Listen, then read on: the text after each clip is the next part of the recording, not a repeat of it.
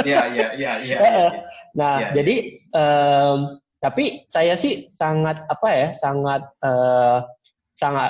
sangat kagum loh atas keberanian dari si owner yang punya restoran ini. Jadi em, ceritanya gini Pak. Jadi restorannya ini makanannya berbasis yang berkuah-kuah loh. Kalau kayak kuah gitu kan ya pasti kita harus datang ke tempatnya. Kayak bakso lah. Kita harus datang ke tempatnya makan bakso anget-anget kan enak ya.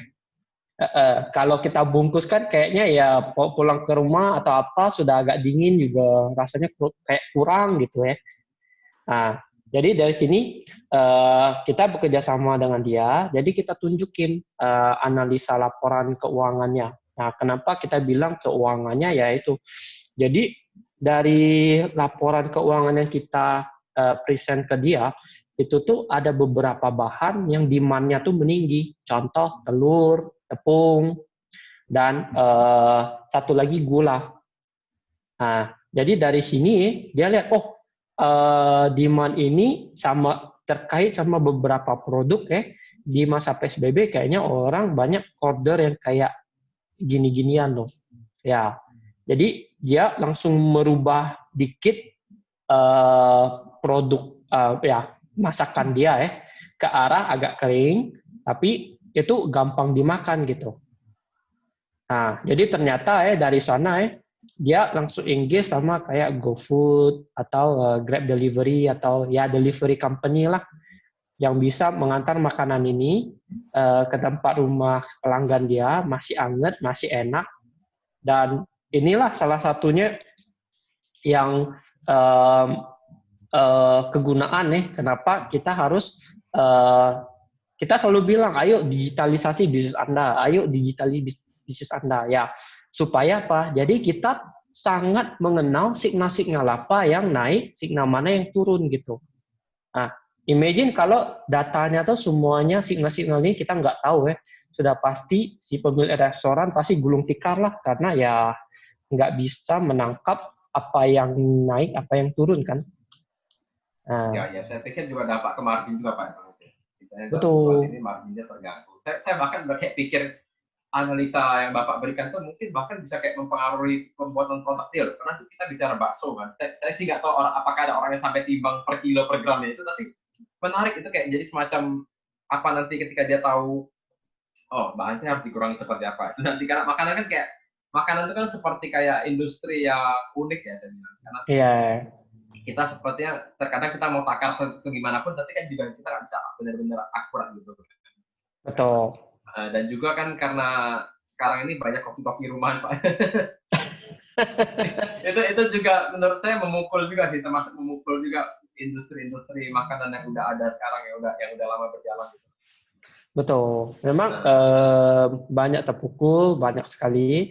Cuman ya ini akan memaksa kita ya untuk berevolusi lah bisa dibilang ya.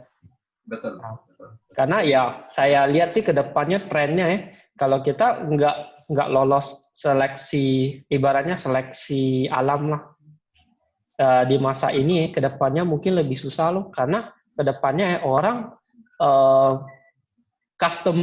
pembelian customer aja mereka berubah loh. Nah, jadi ini eh, dulu ketika papa saya buat bisnis saya enak. Dia mau merubah bisnis apapun customer datang. Bener kan? Sekarang beda loh zamannya. Sekarang customer itu mereka pintar-pintar, jago-jago Jadi kenapa dari kebelakangan ini kita membuat bisnis harus lebih ke arah customer oriented. Betul, Eh, betul, betul. Betul kan? Jadi kalau Setuju. customer oriented data-data signal ini kita tahu, kita bisa adjust dan kita bisa scale ke atas. Itu mah saya bilang masa pandemi kayak sekarang atau ke depan itu kayaknya menurut saya sih nggak masalah ya. Iya, iya, saya setuju Pak. Cuma mungkin ya kita perlukan dari pengusaha yang ya mungkin juga attendees kita ya. Itu dan juga saya dengar ada mahasiswa juga kan itu mungkin kayak untuk merespon perubahan yang sangat cepat seperti ini karena seperti tadi udah mungkin dibahas Pak Riki ya Mas ya. Pertama kita di Pak Riki di digital gitu kan. Digital itu kan Hmm, sangat cepat sekali perubahan. Dan juga betul. saya udah singgung sedikit pajak pun cepat loh Bapak dan Ibu. Jadi Hmm, kita di di antara digital dan pajak yang jalan beriringan yang udah cepat, artinya apa? Jadi proses untuk di pengusaha pun harus cepat sekali, responnya cepat gitu. Bahkan saya pun udah, yang saya tahu ya sejauh ini ya, misalnya kayak contoh usaha kemarin saya ingat usaha, saya lupa donat atau bakery, saya lupa. Jadi bakery itu udah sampai, ya mungkin Bapak Ibu juga udah pernah tahu ya terus seperti saya. Jadi udah kayak mengirim kayak Indomaret. Jadi dia itu menyetok barang itu udah sesuai dengan forecast. Forecast itu saya bilang apa ya Pak Riki? Mungkin perkiraan ya. Atau Perkiraan. transaksi masa lalu ya mungkin ya.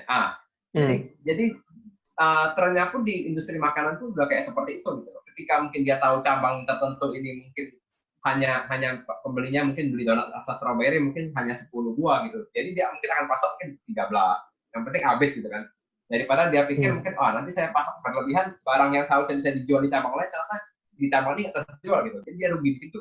Jadi ya adaptasi pengusaha itu udah sebegitu cepatnya gitu. Betul sekali. Dan memakai data seperti dari Pak Riki tadi, ada analisa kan, jadi dia tahu cabang ini penjualan donat strawberry-nya berapa, penjualan donat rasa melon mungkin berapa gitu. Jadi dia udah kayak hitung-hitungan, jadi dia bisa udah mulai ada semacam mungkin efisiensi produksi ya mungkin Pak kita nyebutnya ya. Jadi dia produksi donat dengan rasa tertentu aja gitu, yang lebih laris mungkin dibandingkan kayak dia produksi semua rasa tapi nanti nggak terjual. Oke, ngerti. Memang sih, saya sangat setuju dengan idenya.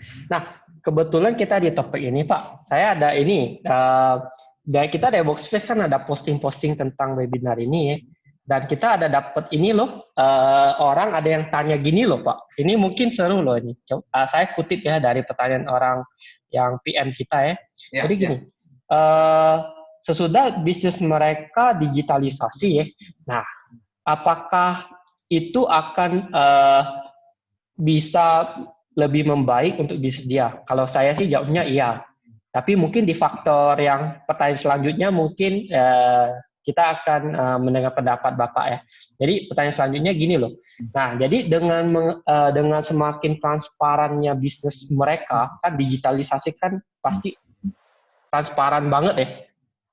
Nah, apakah ini akan membuat mereka kesusahan ketika diperiksa oleh pajak? Oke. Saya justru sebaliknya Pak, karena ya pertama gini, kalau misalnya data dia udah sangat terstruktur sehingga mempermudah pemeriksaan pajak, saya akan bilang seperti ini Pak. Pertama dia akan dipermudah, karena kan otomatis pemeriksaan pajak itu akan langsung dengan gampang menemukan data-data yang ini gitu, data-data yang diperlukan gitu. Kayak misalnya pajak harus minta gini loh, saya mau dokumen pembukuan ini dan itu. Nah itu nanti ketika dia masih manual semua alias masih dalam bentuk buku atau kertas, ya akhirnya harus angkut berkoper-koper mungkin ke kantor pajak gitu. Karena pemeriksaan mungkin dilakukan di KPP gitu kan. Ya atau mungkin ya, let's say kalau dokumen dia banyak banget mungkin bisa minta spesial lah, perlakuan khusus lah mungkin apa ke Fiskus tempat dia atau apa gitu kan. Tapi ya saya rasa pun itu agak sulit juga kan dilakukan mungkin kalau daerah jauh atau apa gitu loh. Jadi ya untuk maksudnya standarisasi yang sama kan artinya apa? Si pengusaha akan bawa dokumen seabrek-abrek mungkin kotak-kotak lah gitu loh. Iya, makanya ya kalau Bapak Ibu udah pernah punya pengalaman dengan pengadilan pajak, saya mungkin ngerasain hal yang sama ya. Pengadilan pajak gitu lah, harus angkat dokumen sebanyak tumpuk gitu loh. Nah ini juga saya bilang yang dilakukan Pak Riki juga cukup efektif sih, karena sangat membantu juga kalau misalnya ada misalnya selisih paham lah yang diselesaikan di pengadilan pajak gitu. Jadi ada beda pendapat antara pajak dan Fiskus yang harus berakhir berakhir di pengadilan pajak ya.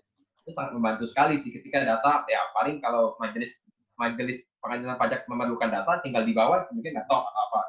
Itu juga ya sampai saat ini saya belum tahu ya, karena kan di pengadilan pajak sendiri saya belum kurang update juga Pak, terakhir mungkin juga jadi mungkin saya salah gitu. Terakhir kan dokumennya memang masih harus fisik kan. Nah, itu saya nggak tahu mungkin apa ke depan nanti bisa digital, karena juga kan selama pandemi ini kan juga udah merubah gaya menurut saya, merubah prosedur sidang pengadilan pajak pun berubah jadi digital gitu, seperti yang kita lakukan sekarang lah, sama membuat dia juga yang dari jarak jauh gitu kan. Betul sih. Mungkin ini ya, kalau misalnya yang dari yang saya mengertiin, kalau dari sisi akuntansi ya, mungkin supaya gini loh, kita kan ada mungkin mengkredit pajak ya dari akun kita ya, harusnya bayar 10 juta, jadi dengan adanya kredit pajak bisa turun jadi 8 juta, begitu kan? Nah, mungkin selisihnya tuh yang kita mau kreditkan itu kita harus keluarkan bukti kan ya Pak. Ya, ya. Nah, jadi mungkin semakin mudah kita keluarin bukti, berarti dari sisi yang apa sih pemeriksa pajak mungkin bisa oh ya ini bisa dikurangkan, ini bisa dikurangkan, gitu kan Pak? Itu juga mungkin Pak Riki bisa kasih bocoran ya, apa di Workspace ada opsi buat bukti potong ya? Karena terakhir saya belum update lagi sih. Ya tergantung ya. Kadang data yang apa sih mungkin orang sudah lapor PPN masukkan, mungkin pengeluarannya kurang lapor atau apa atau kebalikan ya. Makanya data kan penting ya Pak. Penting sekali. Iya penting sekali. Terutama contohnya kayak PPN yang faktur keluar masukannya yang tadi saya bilang mungkin 1.000 per hari itu sangat benar-benar alurnya itu sangat banyak gitu. Jadi itu perlu perhatian khusus sih. Oke. Sip. Wah, seru ya ternyata. Wah, seru banget. Oke. Ya, kembali ke Bu Asa. Oh iya. Nggak di-mute kan ya? Enggak. Suara dengar, Bu. Lalu, kalau ada kasus nih, misalnya udah bertahun-tahun ada bisnis yang nggak bayar pajak tuh secara real. Nah, langkah pertama tuh bagaimana untuk mulai melapor pajak secara real? Apakah bagaimana menyikapi agar tidak kena denda atau apa memang harus kena denda yang besar itu bagaimana? Saya rasa dari tadi mungkin dari singgung Pak Riki ya buat saya karena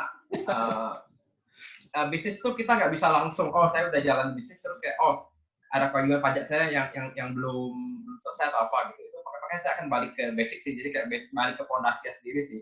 Bahwa ketika sistem keuangan kita kurang transparan atau mungkin ya saya nggak akan bilang kurang transparan juga ya, mungkin akurasinya ya mungkin akurasi data yang kita miliki itu kurang tepat. Jadi akhirnya kan kita juga mungkin melakukan kesalahan pengambilan keputusan juga kan yang berakibat ke pembayaran pajaknya yang mungkin kurang tepat. Saran dari saya mungkin gini, dari awal kita benerin dari pembukuannya dulu sih, harus dari pembukuannya dulu. Nah, mengenai denda, saya rasa itu konsekuensi yang harus ditanggung oleh wajib pajak.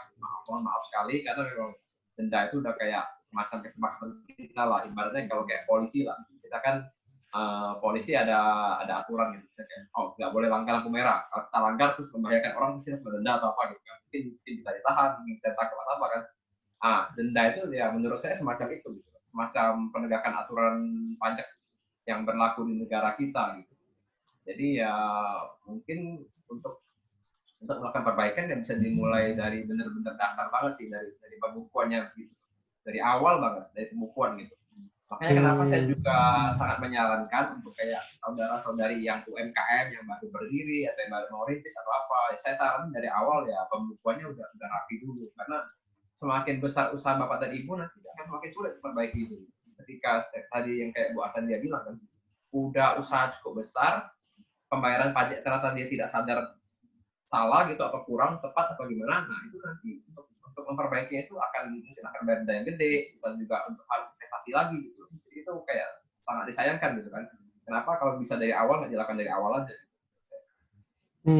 Gitu. Tapi kalau misalnya data yang kita simpan itu jadi yang contoh DJP atau orang yang audit pajak itu mereka bisa periksa dokumen kita sampai berapa tahun ke belakang ya Pak maksimal?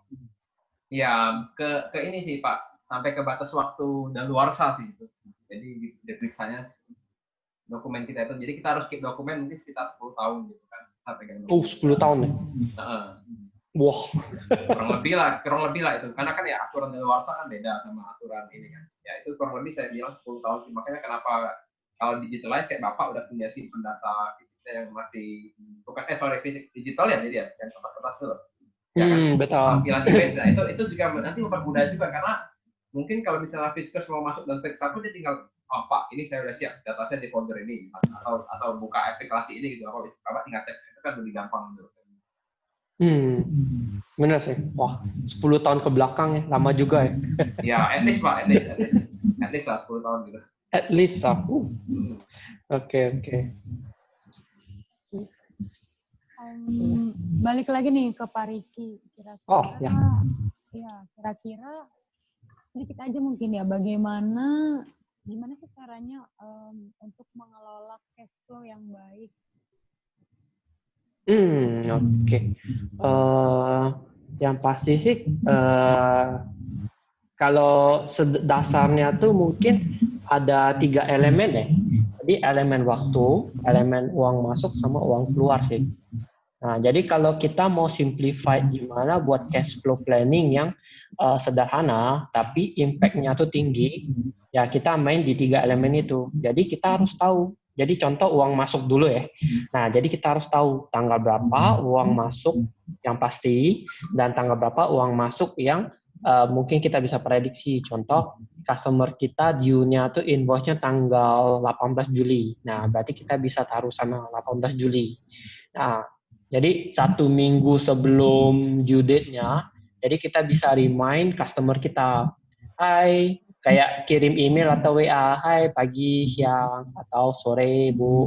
Jadi kita ada ada invoice due dalam 7 hari, ini hanya kayak reminder gitu. Nah, rata-rata orang yang di-remind gitu mereka bayarnya lebih tepat waktu loh, dibanding nggak di-remind. Nah, jadi itu salah satunya.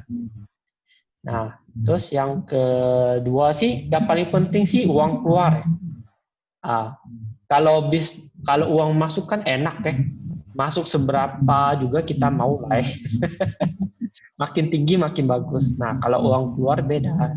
Uang keluar kan kita ada yang namanya yang sudah terduga, yang sudah fleksibel, yang sudah pastilah keluar. Contoh gaji karyawan, tanggal berapa kita harus bayar, kita punya bill, biaya telepon, biaya internet, biaya listrik, ini kan sudah pasti ya. Nah, jadi kita harus ada sisihkan yang biaya tidak terduga loh. Nah, jadi ini untuk UMKM atau yang masih bisnisnya kecil. Jadi dibiasakan minimal itu mungkin 5-10% kita sisihkan uang untuk biaya yang tidak terduga gitu. 5-10% dari apa? Dari total pemasukan. Nah, jadi kalau misalnya per bulan kita tahu masukannya rata-rata di titik 10 juta. Jadi setidaknya kita harus ada uang pegangan 1 juta loh untuk hal-hal yang benar-benar tidak terduga loh. Nah, bisa jadi karyawan mau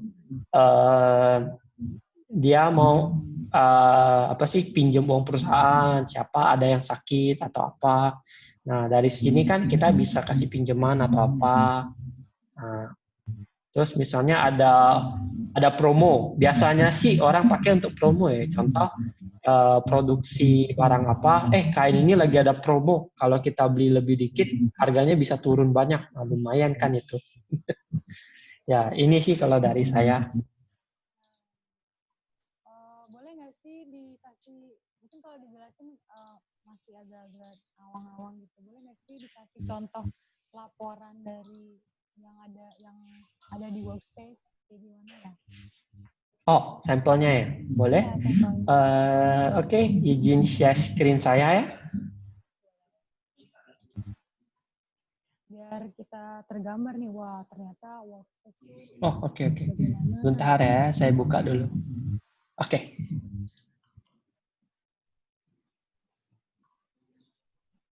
Oke, semoga kelihatan ya. Nah, jadi ini adalah sampel laporan cash flow yang customer kita dapat. Jadi dari yang sisi cash flow ini yang kanan, mereka ada lihat 1 bulan ini dia ada pemasukan berapa, pengeluaran berapa, dan ini adalah saldo akhir dari saldo akhirnya di akhir bulan gitu. Nah, dari sini kan kita tahu, wah, di akhir bulan saya ada uang sebesar ini. Nah, jadi di laporan ini pun kita bisa lihat per harinya tuh yang masuk, yang keluar berapa. Contoh, ini masuknya kan 240 juta, terus ini, di hari ini pengeluarannya tinggi. Nah, di hari ini masukan nggak ada, keluaran ada gitu. Nah, jadi jangan sampai yang di sisi cash flow ini ada minus. Jadi ini yang sebagai UMKM daripada kita kasih contoh laporan yang berbasis PSAK atau apa, jadi ini kita simplified gitu. Supaya apa? Jadi orangnya tuh fokusnya ke arah ini. Jangan sampai begitu kita ada membuat pemetaan cash flow, contoh dari tanggal 1 Juli sampai tanggal 14. Nah, begitu sudah dipeta, jangan sampai ini ada yang minus loh, yang di sisi ini. Nah, kalau ada plus sih berarti ya kita diberkati lah ya.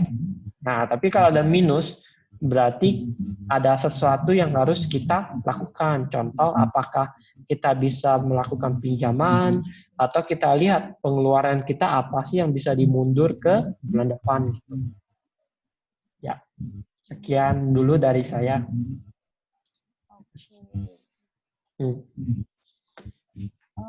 Kita lihat ya, pertanyaan-pertanyaan udah pada masuk nih. Kayaknya udah ada nih. Oke, sebentar. Nah, udah ada beberapa pertanyaan yang masuk. Kita bisa langsung masuk ke sesi tanya jawab kali ya? Yap. Udah pada penasaran juga yang nonton ini. Pertanyaan pertama dari Yuldi Edward dari CV Olak Kemang. Pertanyaannya, bagaimana mempertahankan penjualan di masa pandemik seperti ini? Karena ada salah satu pengusaha fashion, nah yang malah penjualannya itu melonjak pada saat pandemi dan saat diberlakukannya PSBB. Wah, hebat juga nih. Malam-malam. Keren ini. Gimana kira-kira? Oke, ini kalau dari saya sih lihat ini. Saya sih lebih fokus ke arah dari sisi ini loh, customer experience. Artinya apa? Jadi seberapa mudahkah pelanggan kita ya bisa mengakses service atau produk kita di masa apapun, di situasi apapun gitu. Nah, jadi kalau misalnya di masa pandemik ini, contoh ada keperluan beli baju toko tutup, mall tutup, tapi Lazada sama Shopee kan pengiriman masih tetap jalan nih. Nah, dari sini kita tahu bahwa ini akan memudah orang yang duduk di rumah, mereka bisa membeli atau memesan produk atau jasa kita. Nah, jadi disinilah disinilah yang namanya lebih fokus ke customer experience. Jadi jangan sampai ada orang yang mau beli produk kita, tapi itu ribet banget loh. Contoh harus ini, harus itu, harus ini, harus itu. Ya, customer sekarang tuh mereka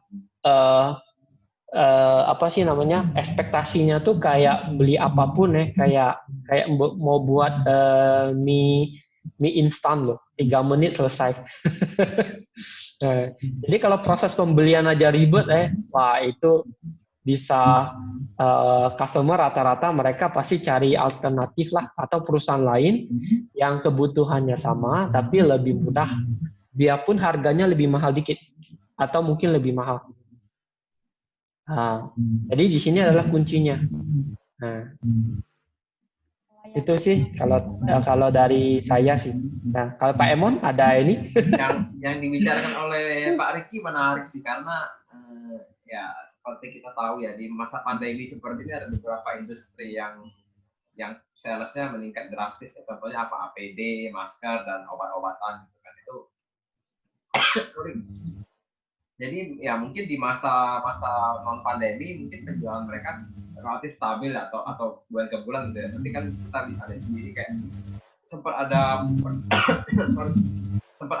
penumpukan masker, kalau Pak Rigi mengecek kan ada kasusnya penumpukan masker, terus APD yang sulit diimpor dan segala macam, atau harga APD yang melambung tinggi, dan juga mungkin seperti di rumah sakit tuh untuk tes ya sampai sekarang ya, untuk tes swab tesnya COVID-19 seingat saya sekarang harganya di kisaran 200.000 sampai 500.000 ya. Jadi itu kayak jadi semacam peluang usaha tambahan yang bisa dijalankan oleh rumah sakit juga sih. Nah, terkait contohnya tadi kayak industri pakaian yang penjualannya meningkat jauh deras, dan saya rasa juga mungkin terdampak dari efek situasi dan kondisi sekarang juga. Jadinya ya ada menyesuaikan dengan situasi dan kondisi, pengusaha harus cepat, karena tadi juga Pak Riki udah singgung kan, kecepatan itu utama gitu. Di zaman sekarang memang customer tuh kalau menentukan responnya instan gitu. Jadi kayak misalnya di PM atau apa nanya produk, kita harus ada jawaban yang cepat dari si penjual. Sebagai pengusaha cepat lah kayak respon gitu. Oh, barangnya masih ada, atau saya bisa kirim sekarang atau pakai apa gitu, atau bisa langsung. Bahkan pun terkadang ada customer yang kayak dia beli suatu barang ya, kan suka ada opsi di Tokopedia atau beli atau Bukalapak kan pengiriman menggunakan contoh pakai JNE atau pakai apa gitu. Terkadang ada kayak misalnya orang yang pembelian berada di satu daerah, misalnya di Jakarta atau apa, dia mungkin akan pilih mungkin saya pakai GoSend atau Gojek atau GrabSend aja gitu. Mungkin pokoknya yang penting saya produknya saya mau, saya siap bayar untuk biaya ongkos kirim. Ya yang penting barangnya ada, cepat dikirim. Itu juga jadi tantangan pengusaha sekarang juga sih. Oke, itu mungkin kita bisa langsung ke pertanyaan selanjutnya ya, dari Ibu Margaret Silviana Hutahayan. Maaf jika ada kesalahan. Pertanyaannya bertanya mengenai yang berkaitan dengan pajak UMKM, di mana ada wacana dari Kementerian Keuangan untuk pembebasan pajak UMKM selama pandemi ini, bertanya tidak ada yang bisa kapan berakhir pandemi. Nah, bagaimana setiap pengusaha UMKM harus menyikapi hal ini yang berkaitan langsung dengan perusahaan? Jika tadi salah satu pembicara menyampaikan tentang digitalisasi usaha, bagaimana setiap pengusaha UMKM yang sebagian besar masih kurang untuk memahami sistem yang mendukung digitalisasi proses bisnis. UMKM kan kadang mungkin masih kurang dalam digitalisasi. Nah, itu bagaimana? Lalu, apakah perlu ada training? Sedangkan training memerlukan waktu dan biaya yang cukup besar, sedangkan pendapatan sedang tidak maksimal saat pandemi ini. Mohon penjelasannya, terima kasih. Saya jawab dulu aja. Habis itu, karena kan pertanyaan di belakang tuh langsung nyambung dengan Pak Riki.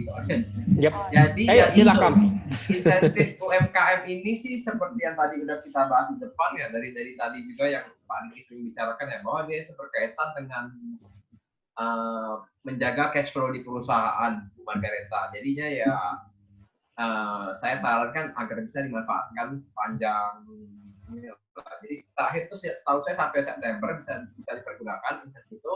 Nah, pemerintah bilang mungkin akan ada perpanjangan insentif pemerintah itu saya belum tahu sampai kapan. Mungkin juga Desember atau juga tahun depan gitu. Tapi untuk sekarang ya selagi kita bisa menjaga cash flow, mungkin juga Ibu bisa mencegah untuk mem-PHK karyawan Ibu, ya mungkin bisa dipergunakan. Tanya mungkin Pak Riki ya. Kalau dari saya sih ini loh, rata-rata contoh proses digitalisasi workspace itu tuh si usernya tuh nggak perlu mempelajari ribet atau bagaimana menjadi jago memakai sistem kita gitu. Nah, jadi kita desain semudah mungkin Jadi prosesnya gini. Jadi dari sisi UMKM apa yang mereka perlu. Jadi dengan handphone mereka tinggal foto-foto resip mereka atau data mereka diupload ke aplikasi kita. Nah, dari sana kita akan proses. Jadi sebagai user itu mereka tuh nggak ngapa-ngapain selain upload gitu. Nah setelah itu setelah kita keluarin finalisasi reportnya atau apa, nah kita akan mengadakan sesi online atau meeting face to face dengan pelanggan kita ya. Terus kita jelasin ini data analisanya, ini data laporan keuangannya. Nah kedepannya kita akan memberi beberapa tips bagaimana dia bisa menjalankan bisnis dia gitu dari data yang kita dapat. Nah, mungkin di situ adalah faktornya kenapa digitalisasi mungkin sebelum-sebelumnya tuh orang fokusnya apa? Jualan software. Dalam arti apa? Oh, mau digitalisasi. Nah, beli software ini, habis itu kita training orang ini, setelah itu dia harus jago memakai software tersebut. Nah, kalau dari kita beda. Nah, kita lebih ke arah yang penting kita bisa mendapat datanya dari situ kita akan proses.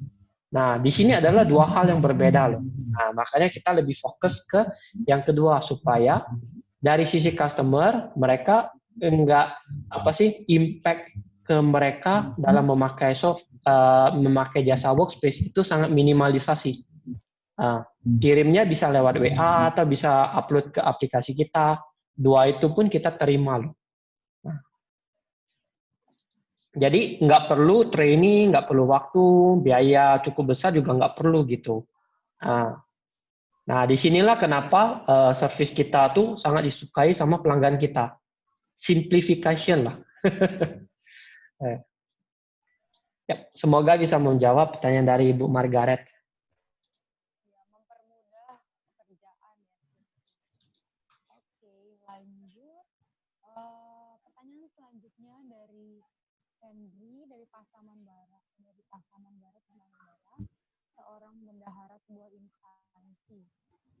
Kasusnya, ketika belanja jasa servis kendaraan dinas dengan jumlah mencapai 5 juta lebih dalam aturan pemerintah bendahara sebagai pemungut pajak dan melaporkan pajak ke kantor pajak. Tetapi tempat servis ini tidak mau dipotong pajak oleh bendahara karena mereka sendiri yang mau menyetornya. Nah, apakah ini merupakan tindakan yang sudah betul?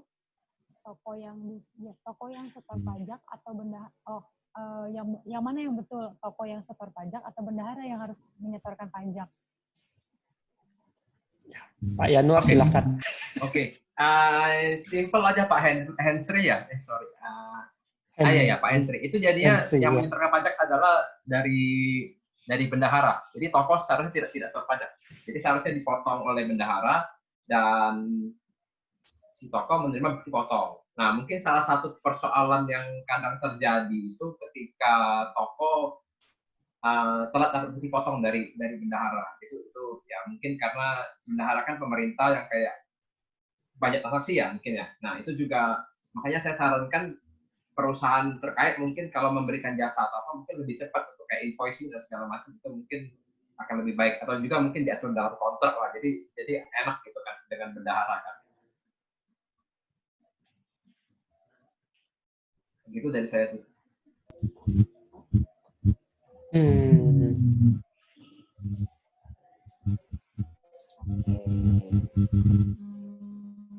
Selanjutnya ada pertanyaan dari Sarah Hanifah. Pertanyaannya ini mengenai apakah ada relasi pajak UMKM selama pandemi? Kalau ada, prosedurnya bagaimana ya? Terima kasih. Mungkin pertanyaannya bisa diperjelas kali ya untuk Mbak Sarah. Masih di sana kah Mbak Sarah? Mungkin bisa diperjelas pertanyaannya. Iya sih. Apa Pak Yanuar kira-kira nangkep nggak? Mungkin essence pertanyaannya seperti apa? Saya kurang nangkep karena relaksasi katanya pajak UMKM selama relasi pajak UMKM selama pandemi. Mungkin ini loh apa sih kayak insentif gitu ya? Iya, mungkin larinya Ibu Sarah itu ke insentif ya. Insentif seperti tadi saya bilang mungkin pembebasan yang tadi udah dibahas Bu Margaret tadi. Jadi pembebasan pajak UMKM selama 6 bulan ditanggung pemerintah itu. Sementara sih baru itu dan juga mungkin bisa memanfaatkan fasilitas lainnya misalnya kayak PPh 21 yang ditanggung pemerintah, dan juga mungkin PPh 22 impor yang dibebaskan. Itu bisa banyak sih Bu, jadi berkaitan UMKM juga sih kebetulan sih insentif itu. Seperti yang tadi saya bilang Bu, jadi untuk industri-industri tertentu pemerintah udah cukup agresif sih dalam hal mengeluarkan insentif yang banyak. Nah, cuma mungkin yang jadi persoalannya Fiskus kita itu karena jumlah mereka yang terbatas sehingga sosialisasi pemakaian penggunaan insentif itu yang agak sulit untuk kayak disampaikan cepat tepat waktu kepada pajak. Itu sih yang saya rasa mungkin kesulitannya untuk saat ini. Karena juga kan kita ada prosedur seperti mungkin harus melaporkan realisasi penggunaan insentif segala macam, itu harus dijelaskan dari Fiskus. Dan kendala kita kan sekarang karena new normal ini kan jadi agak sulit tatap muka, sehingga ketika Bapak Ibu perlu pertanyaan kan agak sulit juga untuk pertanyaan. Seperti itu sih. Oke. Bisa lanjut ke pertanyaan yang selanjutnya ya. Dari nanti kalau misalnya ada pertanyaan yang tadi sudah dijawab belum dirasa cukup, mungkin bisa kembali dibalas lagi di kolom Q&A. Lanjut dari pertanyaan dari Pak Eman Sulaiman. Untuk permasalahan cash flow, kemungkinan terburuknya yaitu defisit di masa pandemi, sehingga diperlukan dana tambahan. Sebaiknya perusahaan melakukan kebijakan pinjaman atau menggunakan dana investasi tambahan pemilik perusahaan. Jika dihadapkan dengan biaya rutin yang tidak dapat ditutupi dengan pendapatan yang menurun di masa pandemi, terkait dengan pajak pemanfaatan insentif kebijakan pemerintah akan memberi dampak buruk ke depannya. Oh, ini pertanyaan yang lanjutannya. Kebijakan perusahaan untuk menutupi defisit, apakah dengan cara dana pinjaman atau pemilik perusahaan menambahkan dana investasi? Apakah dengan dana pinjaman atau perusahaan menambahkan dana investasi untuk menutupi defisit? Mungkin pertanyaan yang lebih rincinya.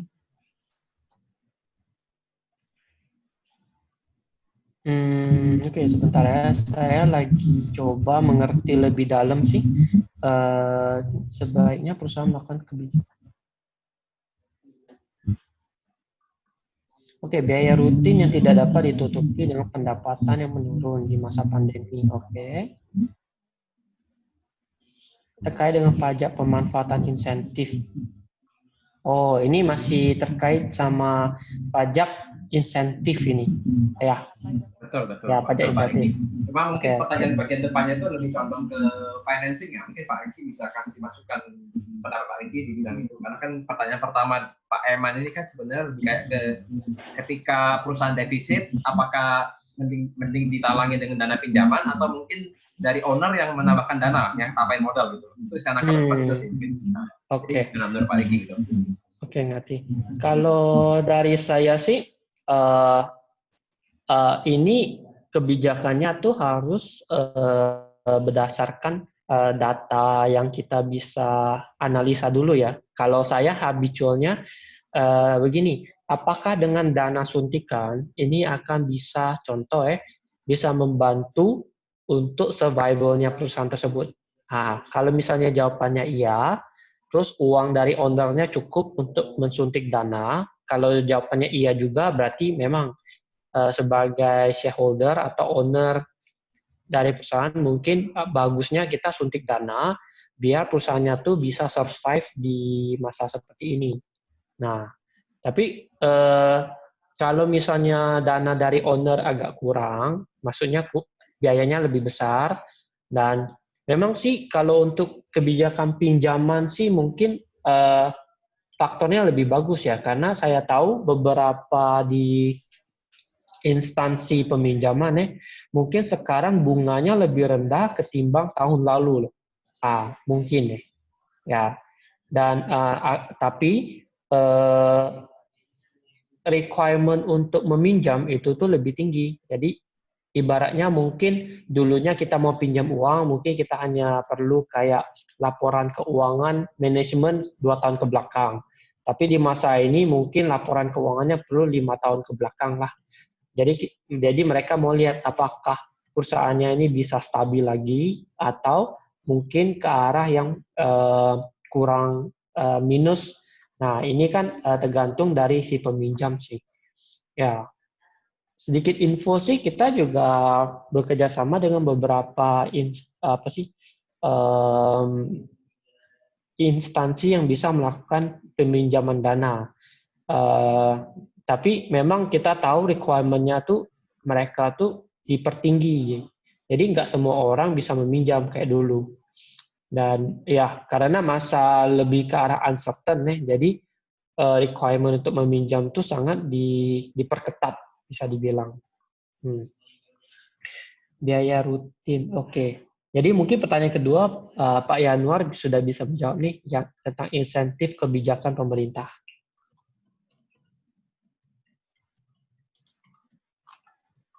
Sebentar, tadi insentif ya? Iya. Oh iya, insentif oke.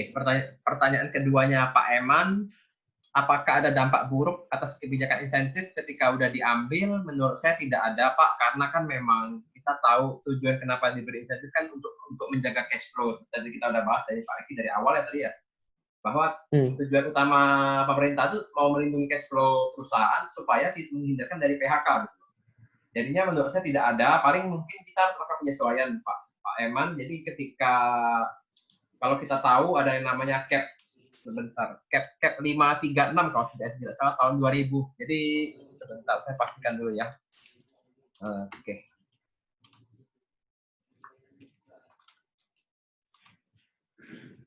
Oke, sebentar. Jadi seingat saya ada namanya cap 536 itu untuk bahwa kita di tengah tahun pajak ini kita bisa melakukan perbaikan, bukan perbaikan saya rasa ya. Karena juga saya mulai dari awal deh. Jadi sebagai informasi gini, ketika kita pelaporan SPT tahun 2019 kemarin, sebenarnya tarif PPh badan itu udah diturunkan pemerintah, Bapak dan Ibu. Sehingga diturunkan menjadi dari 25% jadi 22%. Nah, itu seingat saya untuk beberapa wajib pajak, beberapa belum tersosialisasi sehingga mereka nggak tahu bahwa ada penurunan tarif. Akibatnya apa? Akibatnya angsuran di bulan April masih menggunakan tarif 25%.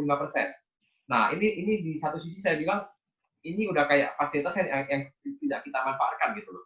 Jadi ada 3% yang bisa kita potong dari biaya pajak kita yang diberikan pemerintah langsung yang kita mungkin tidak tahu dan bisa kita pakai. Itu satu. Yang kedua, selama perjalanan kita ke akhir tahun ini kan pasti kita akan mengalami penurunan penjualan. Saya yakin itu dalam katakanlah kita udah mulai melakukan penjualan sekarang pun, saya rasa pasar pun juga mungkin tidak akan cepat menyerap barang-barang dari yang kita produksi gitu kan. Nah itu kenapa saya bilang kenapa ada tadi namanya cap 536 itu karena gini, kita bisa mengajukan kita bisa memberikan kepada otoritas pajak kita informasi bahwa kayak peredaran saya tahun ini mungkin akan nilainya segini gitu loh. Nah dari situ kita bisa itu ulang angsuran kita. Pertama berdasarkan tarif 22% itu dan juga kedua berdasarkan naik turunnya perkiraan kita kan. Jadi ketika kita punya perkiraan bahwa penjualan akan naik atau tidak, ini saya bilang mungkin turun ya, pasti turun ya. Nah kita bisa merevisi angsuran kita, angsuran PPh 25 bulanan kita bisa merevisi itu. Kurang lebih cukup jelas ya Pak ya. Coba kalau mau ditambahkan lagi. Oke, gimana nih teman-teman yang bertanya apakah sudah jelas? Ada pertanyaan terus ya? Ini kayaknya ada lagi loh yang dari Pak Henry ya. Oke, saya coba baca. Toko jasa servisnya tidak mau dipotong adalah Auto 2000 karena mobil dinasnya dengan merek servisnya banyak. Tidak mau dipotong pajaknya oleh bendahara. Wah, ini mungkin situasinya khusus Pak ya. Jadi saya tidak berani berkomentar sih ya Pak Reki ya mungkin ya. Ini agak khusus. Oh ya, oke. Mungkin dari Pak Reki yang mau. Mungkin ini gini Pak Yanuar, mungkin bisa dijawab kayak sebenarnya tata caranya tuh yang benarnya bagaimana dulu.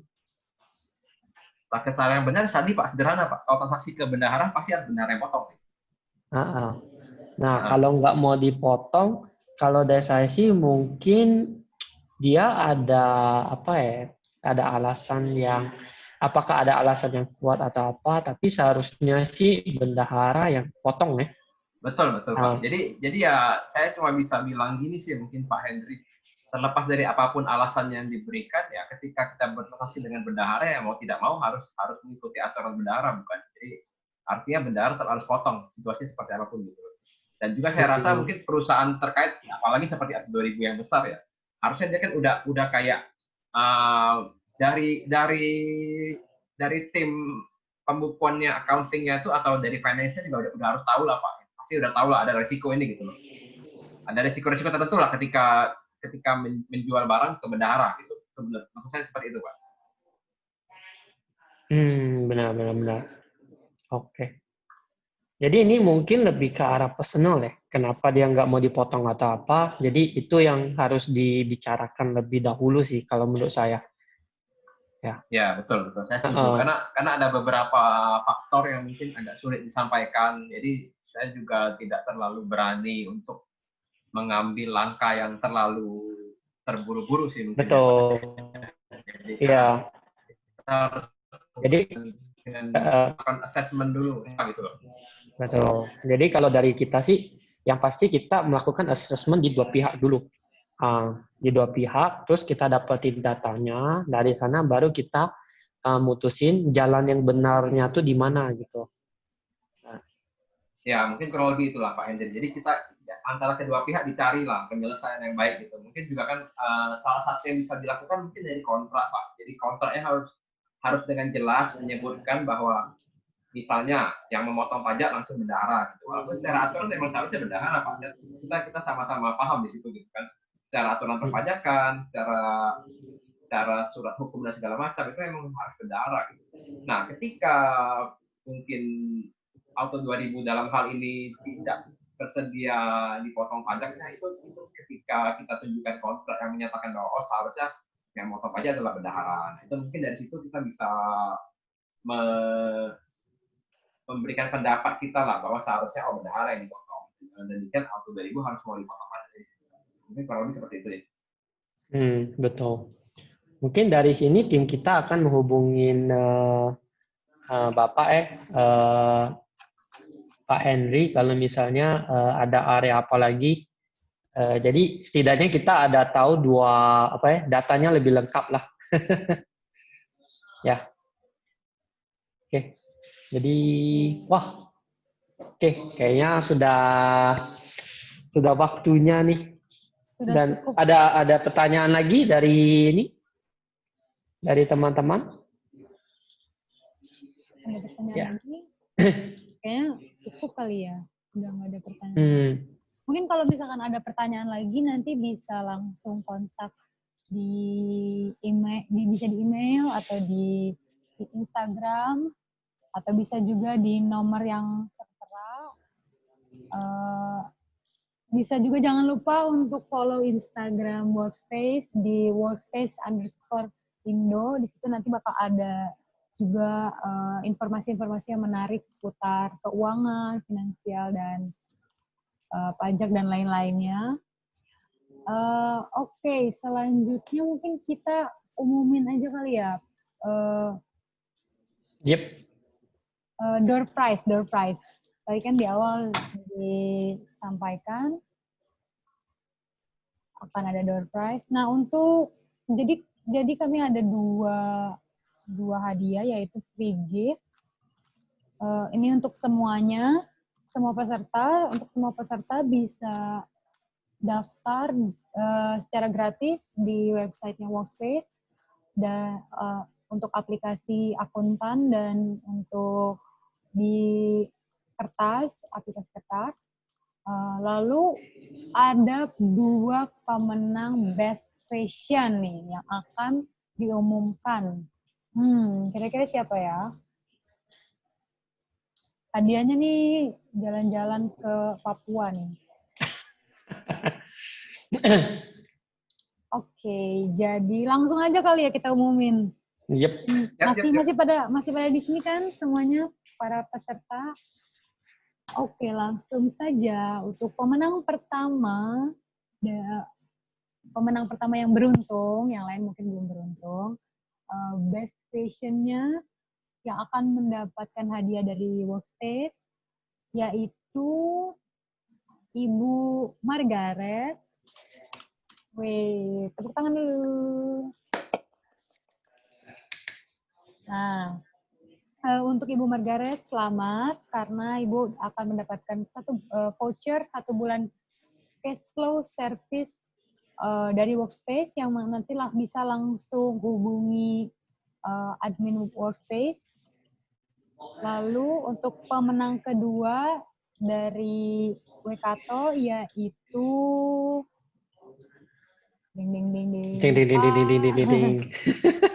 Sekarang gantian nih, tadi ibu-ibu, sekarang Pak Yuldi. Selamat. Selamat Pak Yuldi ya, sorry, mohon maaf. Oke, Pak Yuldi akan mendapatkan voucher 1 sesi konsultasi pajak gratis. Nanti bisa langsung dihubungi ke panitia atau bisa melalui email untuk menukarkan voucher.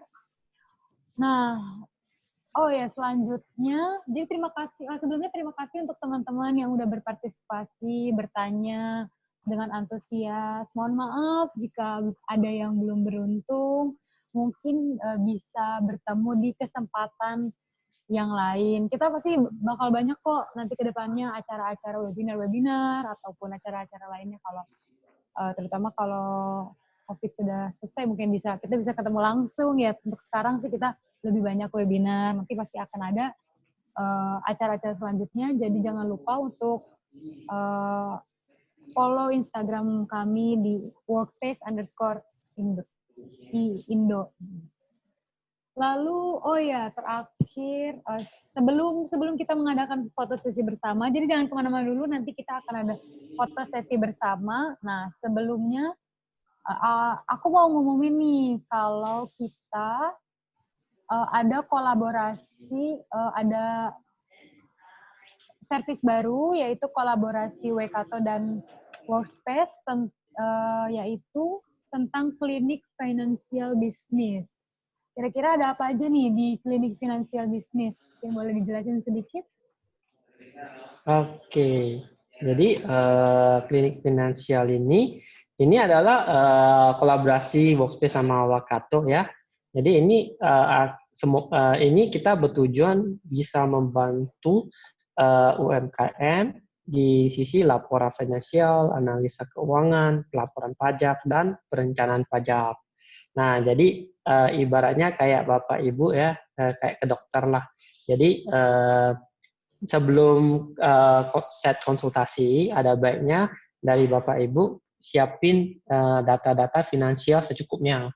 Nah, dari sana kita akan lihat, kita akan menganalisa laporan finansial Bapak Ibu, dan ke depannya kita akan melihat apa sih yang bisa dibagusin dalam bentuk cost management, atau mungkin cash flow-nya, atau mungkin beberapa area yang berhubungan dengan keuangan yang bisa kita bantu bagusin gitu. Dan apalagi di area perpajakan ya, mungkin perpajakan lebih seru lagi ya. Iya. Dengan Pak Januarius. Kita bisa bantu di manajemen risiko juga sih, risiko pajak. Masih berkaitan dengan yang disampaikan Pak Diki tadi. Nah, jadi ini sesinya kayak kita ke dokter lah. Jadi setiap kali pertemuan nanti kita cas setiap pertemuan, harganya murah kok. Nanti kita announce di sosial media ya. Yang pasti harga UMKM lah. Ya, kenapa kita lakukan ini? Ya, semoga ya kita bareng-bareng ya bisa lewat dari masa pandemi ini loh. Ya, biarpun bagaimanapun, Workspace kan mulainya juga dari UMKM. Nah, jadi kita tahu susahnya UMKM bagaimana. Nah, dari sini semoga kita sama-sama sukses ke depan lah. Ini aja sih yang yang mau kita sampaikan lah. Amin. Oke. ditunggu untuk teman-teman sekalian jika ada yang mau bergabung menjadi mitra atau partner kami. Nah, oh ya tadi sedikit ada penyampaian dari panitia. Untuk pemenang nanti akan kita langsung hubungi lewat email. Nah, sekarang, oh ya absensi ya, tadi ada yang nanya tentang absensi. Sekarang kita foto bersama kayaknya absensinya nih. Iya. Wah, atendis kita udah gak sabar nih foto bersama nih. Iya. Iya, foto bersama. Oke, boleh untuk partisipan bisa mungkin dinyalain dulu sebentar kameranya yang lagi tiduran mungkin boleh sedikit. Kita foto bersama dulu. Ya, saya akan invite semuanya supaya bisa masuk ke video. Nah, dari sini kita akan, ayo.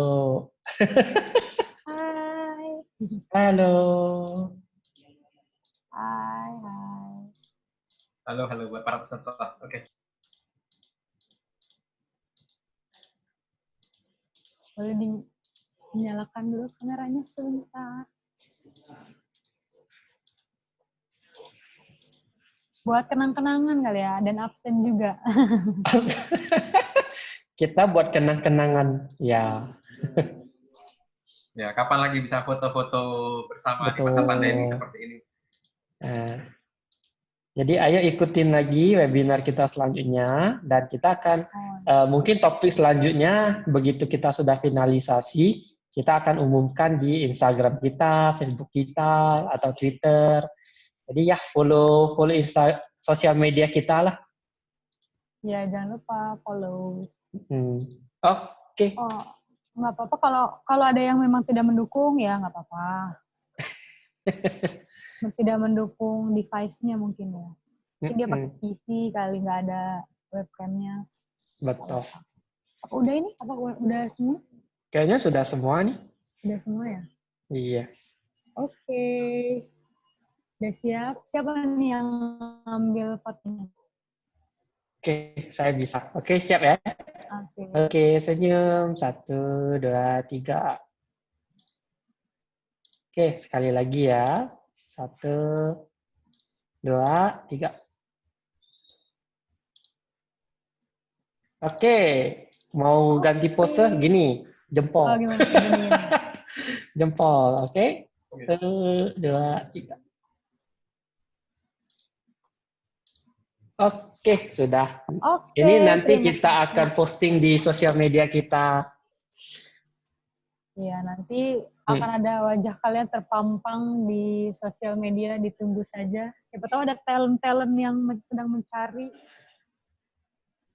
Betul. Oke, terima kasih untuk semuanya yang sudah antusias mengikuti acara dari jam 2 tadi, sekarang sampai udah mau jam 4 lagi, mungkin udah lapar lagi kali ya, mau istirahat. Nah, ditunggu untuk partisipasinya di acara berikutnya. Dengan ini saya pamit, mohon maaf jika ada salah-salah kata. Selamat sore semuanya. Selamat sore. Ya, kita mau pamit dulu ya. Terima kasih telah join. Oke. Bye. Bye.